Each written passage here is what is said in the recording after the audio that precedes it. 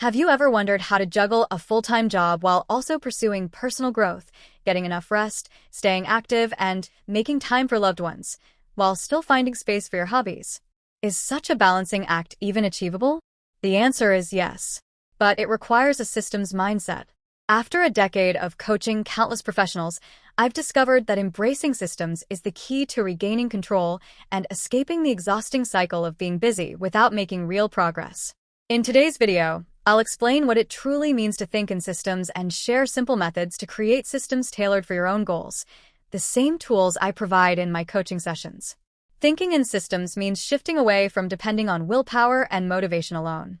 Instead of waiting for motivation, you establish processes that make your desired results easier to achieve.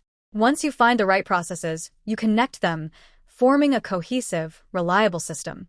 Unfortunately, many people chase goals with nothing more than intentions and tasks.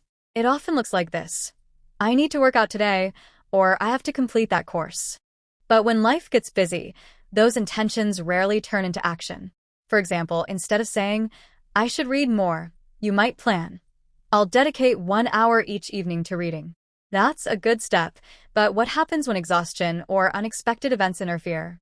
To solve this, let's step back and explore 3 key principles that will help you design a system built to last. The first principle is to adopt a holistic perspective to see the bigger picture. Look beyond your intentions and identify all the variables that could influence your success. Expect obstacles like fatigue or distractions, and actively ask yourself, what can I do to address these before they derail me? In my coaching sessions, I always ask clients about their previous attempts. What went wrong? What got in the way? These insights matter because your new system must account for those challenges, not ignore them. The second principle is building your system for repeatability. Your plan shouldn't depend on perfect conditions or extraordinary effort. Ask yourself, can this system still work on my worst day?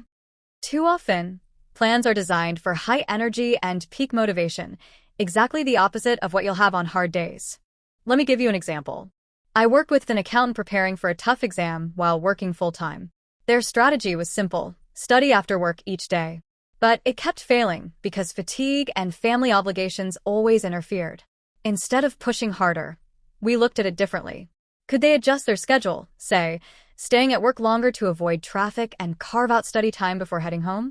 That's the beauty of system thinking. It's not about forcing effort, but exploring creative, practical solutions. Remember, each adjustment is a problem-solving experiment. You won't get it right the first time, but persistence reveals the right combination. And yes, discomfort will show up. Growth always asks for it. Whether it's shifting your sleep routine or carving out new habits, embracing discomfort is how you break through. By applying these principles, your intentions evolve into clear, specific plans that account for real-life challenges. This adaptability makes progress less stressful and far more sustainable. Over time, I've used these very strategies to balance my medical career, business, education, fitness, and family time without sacrificing sleep. And every week, I share more strategies in my free newsletter, tips that have been game changers in my own journey. The last principle is peeling away the band-aids. Early on, you may rely on temporary fixes, like power naps or productivity timers, to push through. These can help at first, but they're not the end goal. Instead, see them as stepping stones while you build long-term solutions into your system. True transformation comes from habit change. Over time, your system and your habits reinforce one another, making temporary measures unnecessary. Yes, it takes effort, but it's steady effort, not overwhelming effort. By designing a system that works for you, you free yourself to achieve your goals and enjoy life fully.